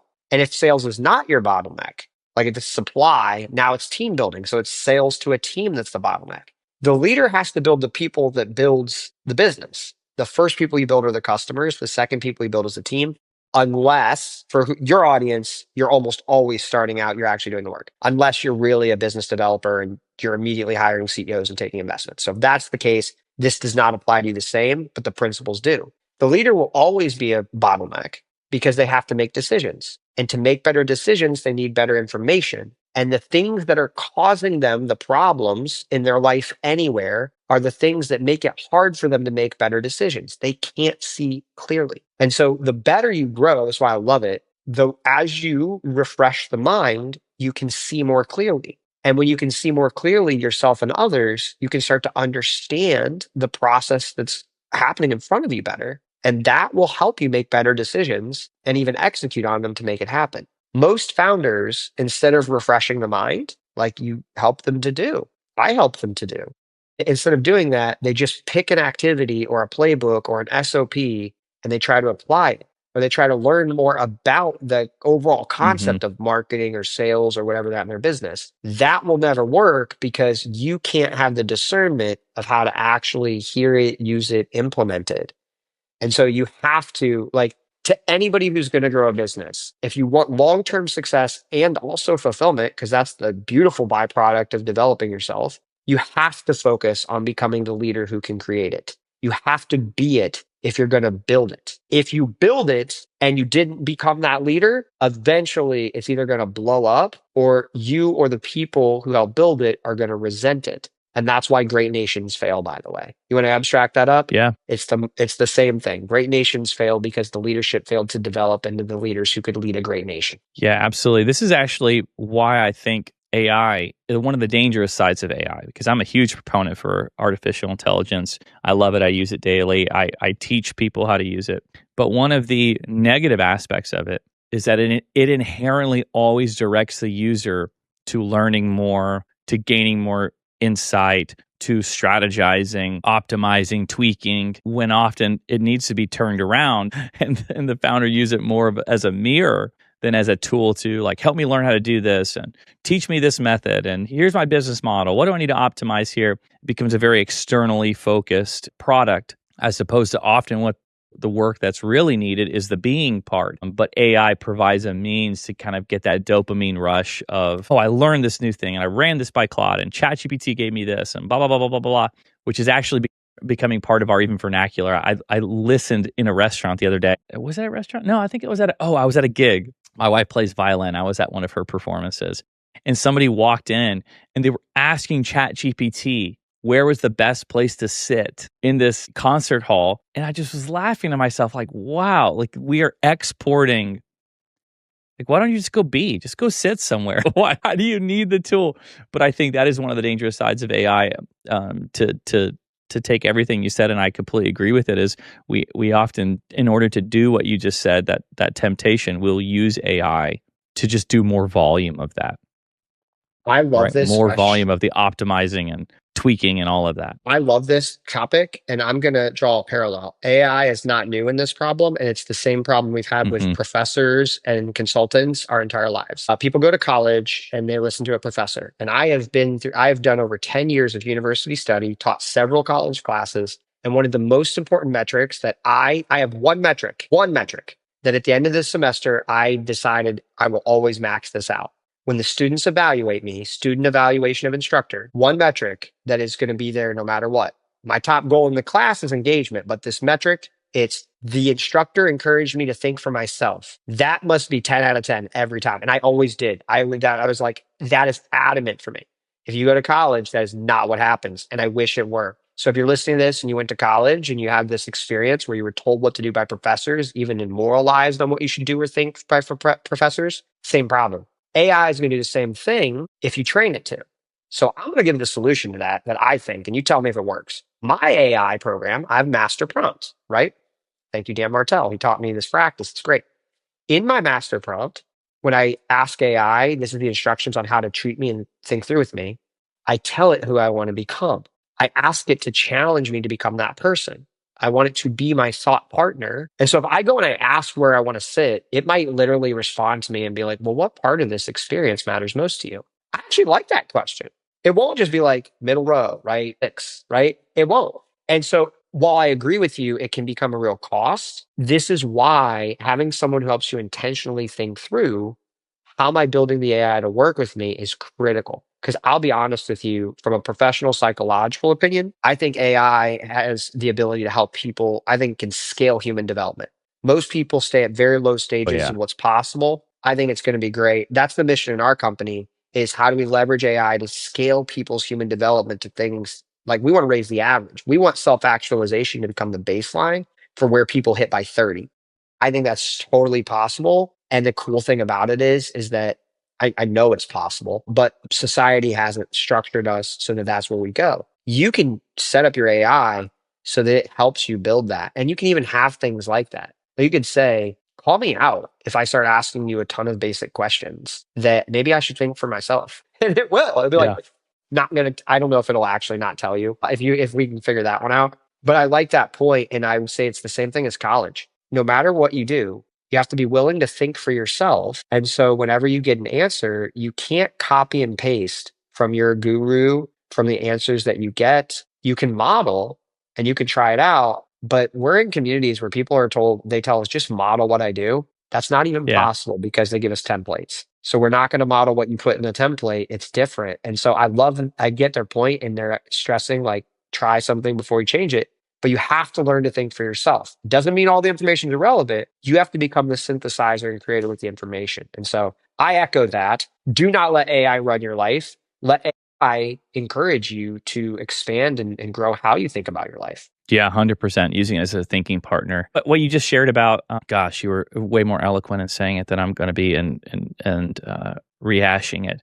But you talked about letting it do the thinking for you and not going out and doing or just applying the framework without any discernment. One of the reasons that In my coaching community, one of the things that we do that I think has the most power, the power to be the most prolific thing you experience in my coaching community is that we force action in 6-week cycles. So we spend 2 weeks planning and deciding and breadboarding. I don't know if you've ever heard of this concept when you're developing something in technology. A breadboarded version is like the minimum viable product of it. So like if I'm going to start shopping the BlackBerry to different technology companies to get investment, like it might look like a calculator with a speaker taped on it with me like scratching out the numbers and writing letters, right? So somebody can use it, but it's because it's the least viable version. But we do this 6-week cycle where we actually experiment and think for ourselves for 6 weeks. We breadboard an idea that we want to develop and we want to do, and we get real market data on it. So instead of sitting in the planning phase and perfecting, we just dedicate ourselves to progress for 6 weeks. And that's the cap. So like we set a destination, what we're trying to accomplish in the 6-week time. We go through this process of like arriving at what's the scope of this project? What's the problem it's going to solve? What are the rabbits that I'm going to want to chase? How do I minimize the risk of moving in directions that let this scope bleed beyond what it is? And at the end of the 6 weeks, we actually then reflect and we look back at what we learned. So instead of just learning these things with AI or in a echo chamber in a vacuum where there's no actual feedback, we actually experiment and we give ourselves permission to fail for 6 weeks because we know it's only 6 weeks, right? We're just dating an idea. We're not marrying it. And we're just going to get it out to get some data on it. And then we're going to bring it back and we're going to check. I have found that to be highly helpful, even as some of my clients have been using AI. I've developed some custom GPTs for every framework we work through. But for that one specifically, like when we plan out our 6-week project, like using AI to bring something into fruition that's going to be for a set time and there's scope and specificity to the type of problem we're solving. And then at the end of that, learning to reflect with the AI is almost training how to use the tool to create progress in your life, to not just sit in dreamland where you ask it things forever and you live in ideation and you never actually go do. But then it becomes a thinking partner in the process of reflecting because you take what you've learned and you map it out with the AI tool. And then all of that knowledge applies to your next iteration. Right? And so we have these 2-week cool downs in between 6-week cycles. So essentially it's a 2-month time period in which we're doing something and then we're resting. And then we do the next one and then we're resting. And we get to do that 6 times throughout the year. And I'm really excited to see a year from now where we're going into this new group I have. They're doing their first cycle right now. And I'm so excited to see what they learn a year from now after using AI in this way and dedicating themselves to progress, not perfection, what that looks like on the other end. And if maybe that kind of forces that founder bottleneck pitfall to not grow comfortable and ingrain in a way of doing things because we're always dedicating ourselves to progress and being willing to disregard what's not helping us and embrace what is. I really love that in terms of, especially if you're doing a project where you haven't like gotten MVP yet, or you don't have an offer that's like clear yet, or anything Yeah. like that. I love that. And it's like, Yeah. and it's agile development, right? But a little bit longer than the 2-week cycles a lot of people run, which is Yeah. cool because I think that's actually a critical question you should ask in your business.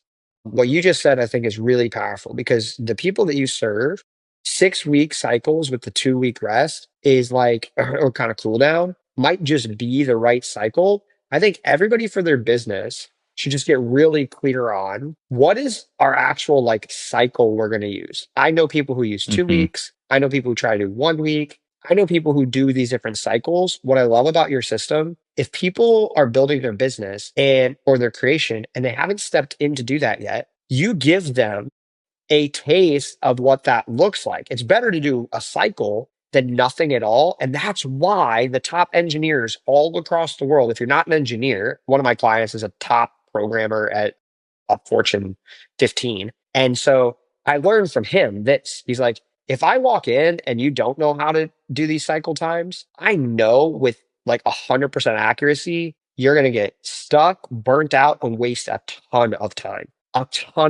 Yeah.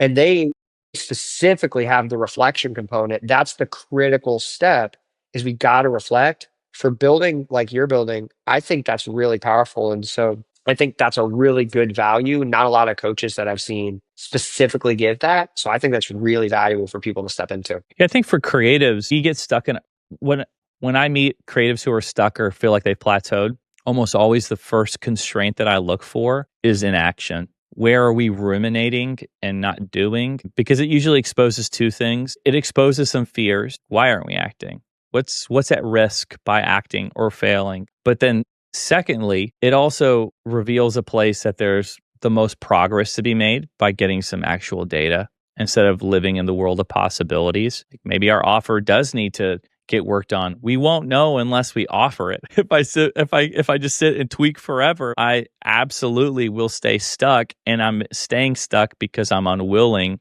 to put myself at a place of risk that maybe I'm going to fail.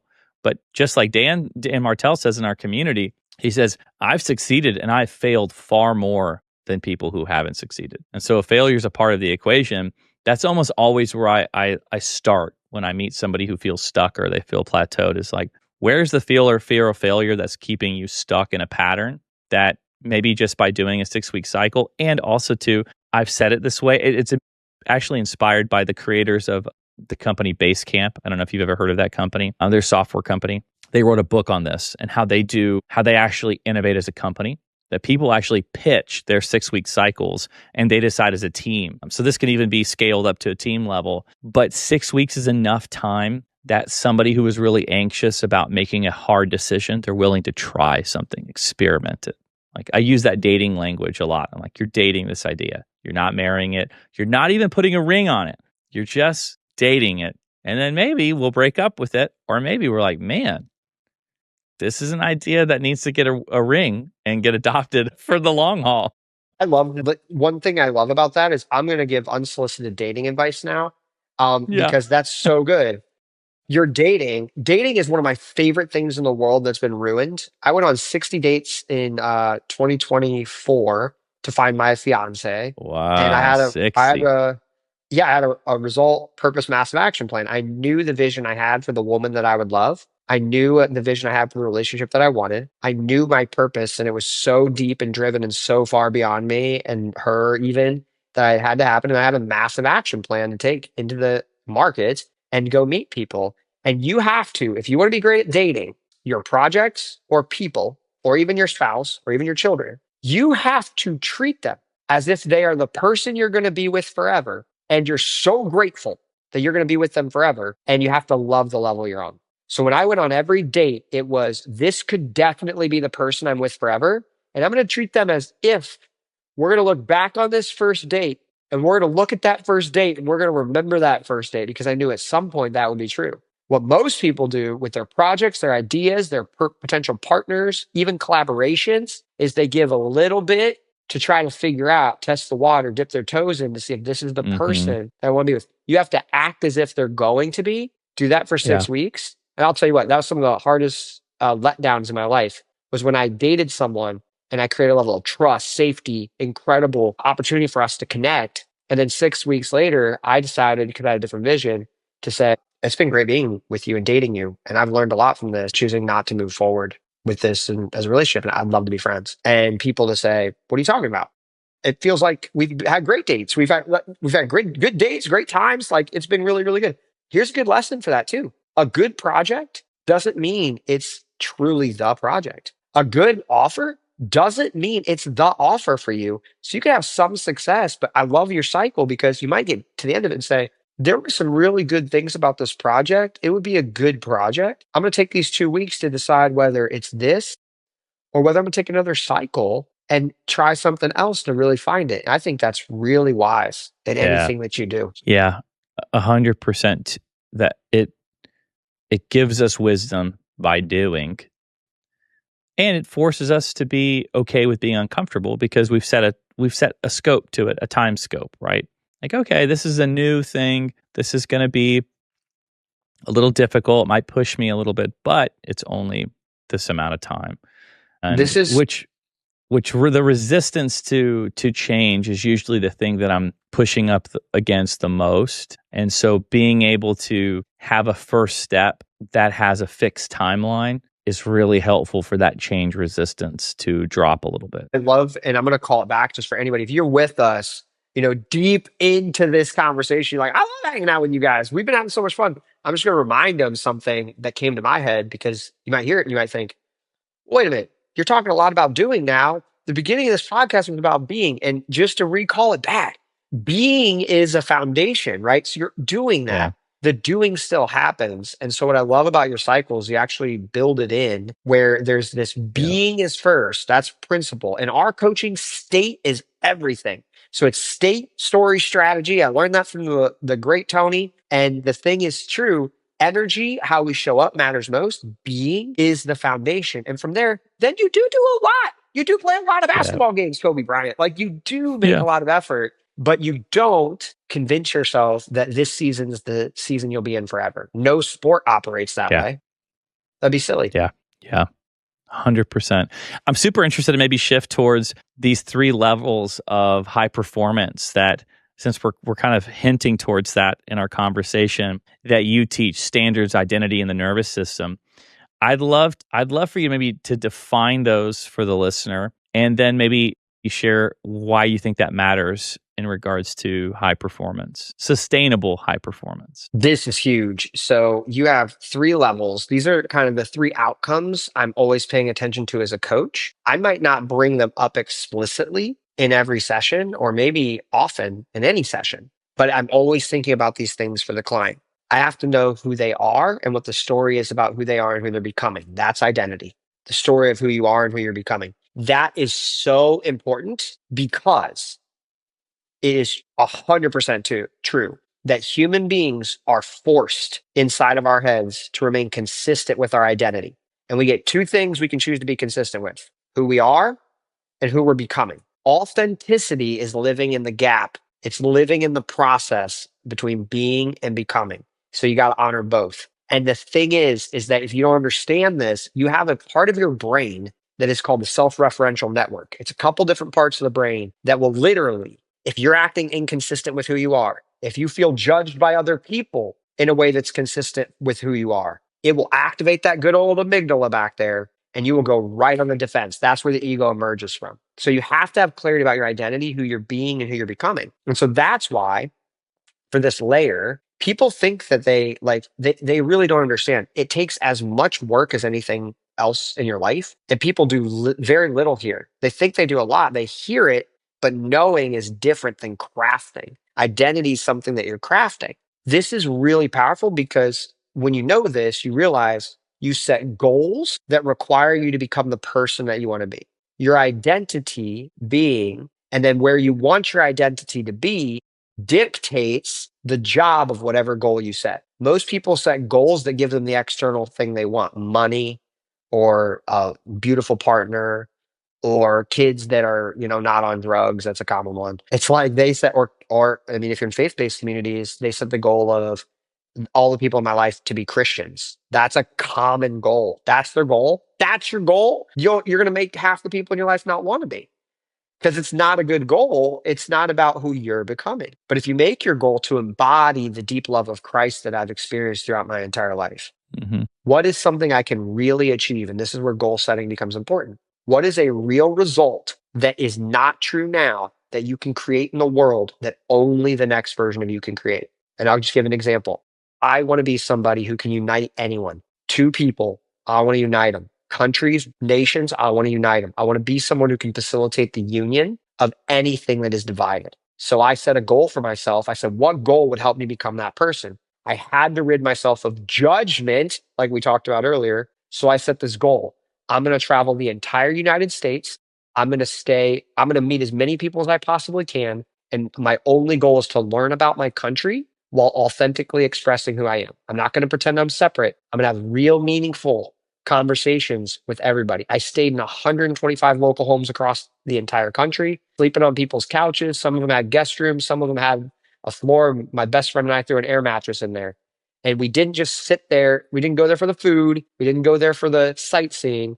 We did those things with them, but we came to the conversations, the actual connection. That goal illustrates that is a goal that forced me to become someone who all the time For an entire year, I'm stepping into someone else's house, new standards, new life, new culture over and over again. It was unbelievable. But that's why identity's first. My identity dictated what goals would work. And then I picked a goal, and that was one of the most life-changing things in my life. And that is part of how I became less judgmental. Now, the second piece of this, standards, we talk about this in coaching all the time, but what is a standard really? It is something that you absolutely always do. It's the standard, right? We play a video game. We're going to go play some pinball tonight because it's my favorite thing Mm-hmm. ever, Jurassic Park pinball. There's standard mode. It's like the constraints of the game. It's just how the game operates. There's also competitive mode. It changes the way that the game operates. In your life, standard mode, standards means it happens all the time. And everybody has them. What's something you do every day in your life? You wake up, you sleep. Most people sleep at least 1 hour a day. So you have a standard. I get at least 1 hour, right? It's huge. And maybe it's 99% of days, but in general, I mean, it's really weird. Something strange had to happen for it not to happen. We Yeah. have to raise our standards. When you do raise the standard in your life, like critical behaviors you do, we have non-negotiables in our program. Eventually, it becomes so normal that it becomes not just easy, but it becomes so consistent with your identity that you will do it every single day. Otherwise, you'll feel real pain, and that's a good thing. The key thing here, they have to align. If you're not clear about how these standards fit within your identity, you'll be like, that's not me. You'll say, I'm just doing it because Dan Martell told me to. I'm just doing it because Dr. Mark told me to. I'm just doing it because Jonathan said to do this. And if that's what's happening, you're missing the identity layer. So you have to do that work. That's why one-on-one coaching, I do a lot of one-on-one coaching. I'm enrolling people into our new group because I think it's really powerful to have that community. But when we're in one-on-one, this is the layer that people need to process. They need to talk through this. They need to be working through crafting this so that those standards are clear. But then you got to meet them. And that's the doing. The standards are the doing. The identity is the being and becoming. The standards are the doing. And then the final piece that gets so neglected is human beings adapt to their environment. That's what we're made to do.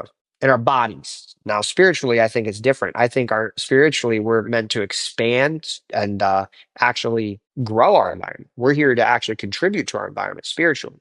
But at the human body level, we adapt to our environment. So every person, when you look at them, you have to realize that their nervous system, this beautiful little brain and this tiny little stretched out spinal cord, like I love these things. You ever seen them Google what they actually look like? These things are taking in the entire world and they're trying to figure out, how do I make sense of it? Your nervous system dictates where you feel comfortable. And as we know in sales, the person who's more certain tends to win, but that's not actually true. What's actually true is the person who's more comfortable has the most leverage because they can be fully in the moment. They can actually be there. And so certainty is a byproduct, comfort. Your nervous system has to regulate. And your nervous system is meant to go up and down in terms of bringing energy or not bringing energy. You and I are doing this podcast. We could be here for a couple hours. I'm regulated. I'm not in a high stress state because I'm so comfortable. So it's not stressing my body. But if I put myself in a very, very stressed situation, my nervous system is going to have to work really, really hard to generate all the chemicals that allow me to perform and deal with stress and chaos around me. And that's where your real burnout's coming from, because your nervous system has to regulate back to that rest, rejuvenation, rebuilding. And so I can tell you right now, if you're not intentional about this, one of these areas in your life is a serious constraint for pretty much everybody. Usually all of them are.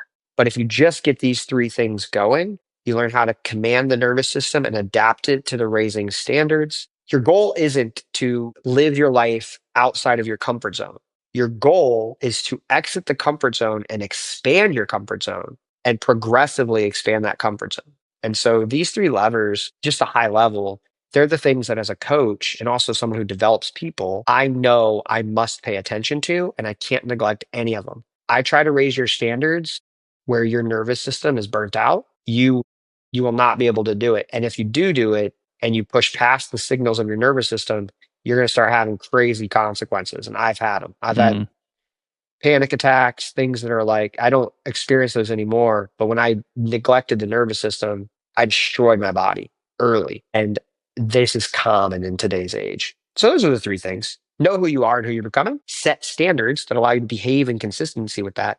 And then you have to learn how to train your nervous system to adapt to those rising standards. Otherwise, you yo-yo. And creatives are Mm, really poor at this because they can actually create a lot of stress in their mind because they like to go into the uncertainty. And stress in the mind, that causes the nervous system. It's the same thing. And so for your creatives out there, a lot of times the nervous system piece, man, you wanna know why you need so much quiet time? A lot of times you're stressed more than you even realize. And so yeah. that's the call to comfort that I think a lot of us need. Not comfort as in backing down, creating comfort amidst the uncertainty that we're contending with. Maybe what might be helpful then for folks that are feeling that way, and maybe a great place to kind of a destination to arrive at as we're finishing up. I'd love to maybe walk through the 7-day sprint framework that you have, if you have time for that, because I love its simplicity, but I also think it would be so helpful for somebody who's listening to what you just said and they're thinking, that's me. I think this is really huge. And so one thing I'd say, especially with the context of everything that we walked through here, as much as I love that, I'll take that word, the sprint. When our job as coaches is to create challenges that help you grow in these levers that we just talked about. And so when we're talking about like any of these sprints, I'm gonna give, if you want like a specific one, I think I gave you one, but I'm gonna give them something different because I think it's what we need. I'm gonna take a shot at something here to customize it for you. So this is gonna be frameworks in real time when you are thinking about your week. So every week, right, we have a cycle for our life. Bridget, my fiance, and I, we write a weekly results poster. She colors it in beautifully. Right now, we're seeing the Mario movie. So there's little toadstool and little coins drawn on the poster. It's real. It's beautiful. It's a gift she gives us every week. Every week. And here's what I challenge you for the next 7 days. Sit down today. If you're listening to this right now and you are an entrepreneur, a leader, a creator, and you want to make this the best week of your year, here's exactly what I recommend you try. Sit down and write 3 words. These 3 words describe the best of who you are when you feel strong and you're doing what you love. Write those words down. For me, 3 words that I have: peaceful, present, and passionate. Those are not the words I default to. Those describe the best of who I am. When I have helped people at the highest level, I'm in that sequence: peaceful, present, passionate. Peaceful comes first. If you write that down, then I want you to write another word, just one word. And whatever that word is, I want you to be courageous enough to identify who you need to become. I want you to think about the word, the one word that defines you need to become all the time. And so whatever that word is, right? For me right now, peaceful is that word because I'm working on a nervous system layer. I'm trying to become the calmest man in the room because I've been known as the most energetic and passionate. But the calm is what's going to help me help more people. So identify that word. It might be calm, it might be passionate, it might be driven, whatever it is, identify that. Then underneath that, I just want you to pick one behavior you're going to do this week that you're not currently doing that exemplifies the person that you really want to become. Whatever that behavior is, I'll leave it up to you, but some great examples. If you want to be more peaceful and present, now's your call to meditation. If you don't do that, people don't do that. If you want to be more, proactive or action oriented, maybe it's tackle my most important task first thing, eat that frog, whatever it is. But pick a behavior that's consistent with who you want to become. You must write the 3 words that define the best of who you are first, or your brain will start feeling judged and criticized. So you have to acknowledge the strengths that are already there so your brain can get into aspiration mode and want to grow. Once you have that word, you have those 3 standards. Here's the biggest thing. When you sit down to do that standard, whatever you pick to do, whatever that behavior is, and you do it every time, I want you to do 2 things, and this will change your life. I've raised my standards crazy ways. I'm in the middle of the Live Hard program. It's 75 hard, but the next steps, if you don't know that, I do it every year. My fiance and I do it, no problem. Everybody always asks, how do you get your fiance to freaking work out with you and do Live Hard? I'm like, because of this right here. Whatever that standard is, when you get ready to do it, I just want you to do, I call it 5 and sigh. When you get ready to do that behavior, I want you to sit down and be like, it could be simple. If it's post social media, I'm going to post social media. Do a simple 5 and sigh. All you do, in through your nose for 4 seconds, out for 8. Do that 5 times. And on the last one, you breathe in again, and then really sigh. Pulling a lever to tell your nervous system it's safe. You get good at that. You get anytime you can bring yourself down to calm. Do the behavior. And then when you get done with the behavior, what I want you to do is just say what you loved about that behavior. Mm, I loved XYZ. I don't want you to tell me what was wrong. I don't want you to tell me what you resisted, because if you tell me what you resisted or was wrong, your brain's creating an argument not to do it before it's adapted to it. And so you do that. behavior, do that before, get your nervous system comfortable, do it. And then the final piece, what did you love? And bring energy to this. I do this at the end of every private coaching call. My clients, some who will listen to this all the way through, my clients always listen to the podcasts we produce. It's like, they're going to listen to this and they're going to be like, what did you love about this session today? Is what I always ask them. And I'm training them to say, I loved, because what you never want to do, and if you take nothing else from this podcast, if you take nothing else from this moment, whenever you do a behavior that you want to do more of, you bring positive energy to the conclusion of it. Most people make this mistake.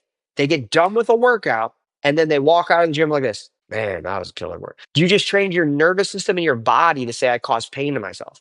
You finish a great workout and you push yourself really hard, you do that. I loved how I stepped into that workout today and really brought it. That was awesome. Then you walk out nice and strong. It's not even just a hack. It's how human beings develop. And it's exactly how you treat your kids if you want them to develop. This right here, it literally, it will change your entire life. And if you just follow that protocol and you ran that same thing every week, maybe you kept the same standards for a few weeks, you'll have a different life and you'll love it. I love it. You know what's something I add to my workout routine is there's a specific coffee drink that I like, and I always wait until after my workout to get it. It's within like seconds. Like I finish my workout, I go take a shower, and literally the coffee shop is right next to the gym, and that's like it's the positivity that I feel, not as like a reward, but just like, oh, this is a fun thing to do after my workout. I love it, and it's like a staple. In fact, even the folks that are in the co-working space I work at, they make fun of. They're like, "Oh, here he comes with his coffee drink." But I'm like, "Yeah, man, I totally. I don't think I'd ever paired that with my workout. But as you were saying, when you were talking about ending positively, I'm like, oh yeah, every time I go to the gym, I do this, and I'm always feeling so positive when I'm done. What I love about that, and I'll just double click because this is a mistake people make in motivation. You want to pair positive things with behaviors to get them started. But over time, you want to you never want your reward to be bigger than the reward of doing the task, or you'll stay extrinsically motivated. So I love that. And I'll just add, if you're not already doing it, to consider when you walk out of that gym, making sure, or wherever you go to work out, if you go to the local playground, you're doing some really cool like muscle ups, I don't know, but wherever you're working out, that you add to that as you head out. This experience, I need no reward. This experience was the reward. And if you're at the beginning building a behavior, you might pair something like the coffee, or maybe you give yourself a treat, whatever it is. But you never want the reward to be more rewarding than the experience of becoming the person you want to be. Otherwise, the dog will only do it if you give him the treat, right? That's the whole game. Yeah. And we're just like that. So I love that you're doing that. And I can't wait to come visit you sometime and have one of those coffee drinks. Awesome. Man, well, thank you so much for this extremely long conversation. It's been super meaningful, and I'm super excited to do this again. I think we got to touch on some really beautiful core themes, identity, standards, even your insight on the nervous system. I think is super helpful for a lot of folks that don't even consider their bodies as being part of the equation. They kind of see their mind and body separate and not as connected entities. But I love how you bridge the gap really easily there. I'd love for just like you to maybe help folks, make it easy for folks to find you. I know you've mentioned a couple times your Instagram, but yeah, I'm going to turn it over to you for a second. Just tell folks how they can find you and connect with you if something that you said connects with them and they want to continue the conversation. Absolutely. Look, here's the thing. If you've listened through this, you're hearing this, come find me on Instagram. It's at Face My Fear. And here's my promise to you. You follow me on Instagram. If you're interested in the things we talked about creating deep presence, message me presence, I'll send that to you. But here's my promise to you. When you see me popping up on your Instagram, you are going to see somebody who really is out there bridging the gap between who he is and who he wants to become. I promise to be a role model for you. I promise that if your kids follow me, they're going to see somebody who's honest and true about that. And I promise that if you step into my network, I'm going to be someone who encourages you to do the same thing, regardless of anything that happens in our lives.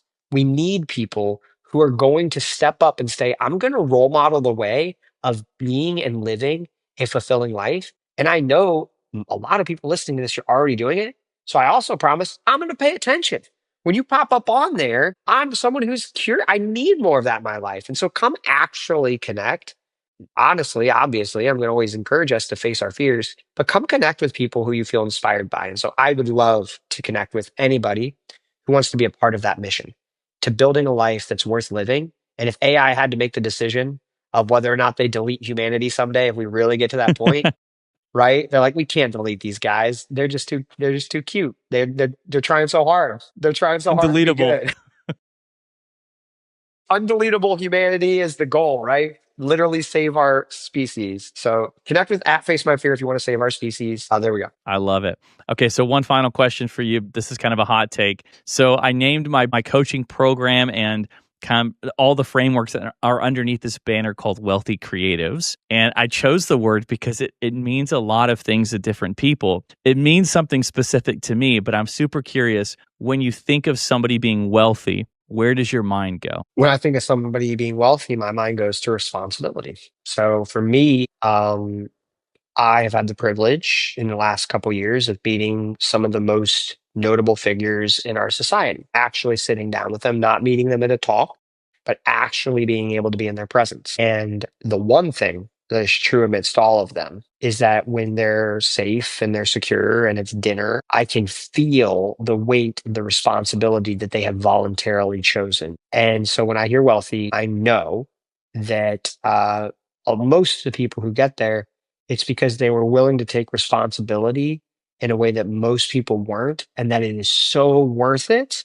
And it is a challenge. And so my aim in life is to take on as much responsibility as I possibly can and expand that and see that as a gift, not a burden, see that as a blessing, not a sacrifice to my life, but actually what allows me to expand. And so when I hear wealthy, that's what comes to my mind now. In the past, it came to all my friends won't like me and they'll think I'm a bad person. Abundance of responsibility. I love that. Yeah, that very much echoes my heartbeat when I think of wealthy. Some of the people I've met that are the most unhappy make the most money. And so money doesn't equate to wealthy, to abundant living, but people who are able to find the freedom to do what they love, serving the people they love to serve, and creating freedom in all areas, time, financial, as well as just like being a freeing presence to be around. Those are wealthy people. And the journey there, I think, is actually far easier than just accruing wealth because its focus is far more freeing. And in the words of Jesus, who said, "Come take my burden, for my burden is light." I think often many of us think that being wealthy requires having a heavy burden, but true wealth and freedom can be found with a very light one. So, and Dr. Mark, thank you so much for your time, brother, and for the conversation. And I'm excited for the next one. We obviously need to have another conversation because we talked for I don't even know how many hours. But I appreciate your time, brother, and hope you have an awesome day. Thank you.